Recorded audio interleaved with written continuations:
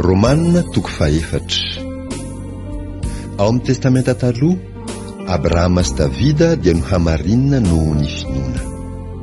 Romanina toko faefatra, andininy voalohany hatramin'ny 9. Inona ary no lazaintsika ho efa azon'i Abrahama razantsika araka ny nofo? Fa raha asa no nanamarinana ny Abrahama, dia misy reharehany ihany, nefa tsy amin'Andriamanitra. Fa ahoana hoy ny soratra masina? Ary Abrahama nino an'Andriamanitra, ka dia nisaina ho fahamarinany izany. Genesis 5:9. Ary ho an'izay miasa, dia tsy isaina ho fahasoavana ny karama, fa ho trosa. Fa ho an'izay tsy miasa kosa, fa mino izay manamarina ny ratsy fanahy, dia ny finoany no isaina ho fahamarinana.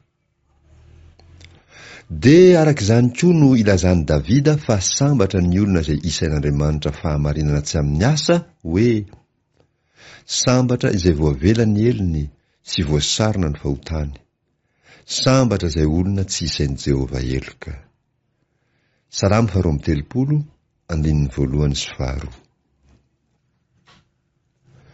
Tsy miankina amin'ny lalàna ny fanamarinana. Romanina toko faefatra, 7-15. Koa izany fahasambarana izany, moa any voafora ihany va, sa any tsy voafora koa?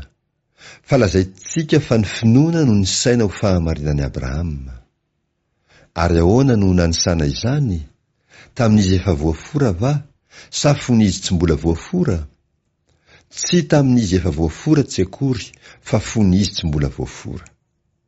Ary ny famorana, izay famantarana, dia noraisiny ho tombo-kasen'ny fahamarinana amin'ny finoana izay nananany fon'izy tsy mbola voafora, mba ho rain'ny olona rehetra izay mino izy, na dia ny tsy voafora aza, mba hisaina ho an'ireny ny fahamarinana.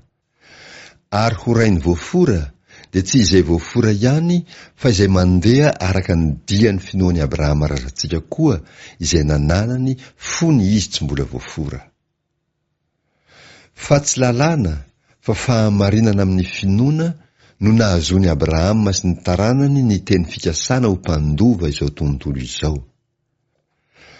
Fa raha izay amin'ny lalàna no mpandova, dia efa foana ny finoana, ary efa tsinitsinina ny teny fikasana. Fa ny lalàna mahatonga fahatezerana, fa raha tsy misy lalàna, dia tsy misy fandikan-dalàna. Koa finoana no andovana, mba ho araka ny fahasoavana, hahatoa ny teny fikasana ho an'ny taranaka rehetra, tsy ho an'izay amin'ny lalàna ihany, fa ho an'izay amin'ny finoan'i Abrahama koa, dia ilay razantsika rehetra. Araka ny voasoratra hoe, nataoko ho rain'ny firenena maro ianao. Genesis 7:5. Teo anatrehan'izay ninony, dia Andriamanitra izay mamelona ny maty sy miantsony tsy misy toy ny misy. Ari na dia efa tsy nisy nanantenana aza, dia nanantena ihany izy kanino, mba ho rain'ny firenena maro, araka ny voalaza hoe, ho tahaka izany ny taranakao. Genesis 5:15. Ary satria tsy manalemy finoana izy, dia nihevitra ny tenany izay efa ohatra ny maty, fa efa tokony ho 100 taona izy, sy ny fahafatesany kibony Sara, ary tsy nianahana ny amin'ny teny fikasan'Andriamanitra tamin'ny tsy finoana izy, fa nampaherezy ny finoana ka nanome voninahitra an'Andriamanitra, ary natoky indrindra fa izay nilazainy dia hainy atao koa. Dia nisaina ho fahamarinany izany.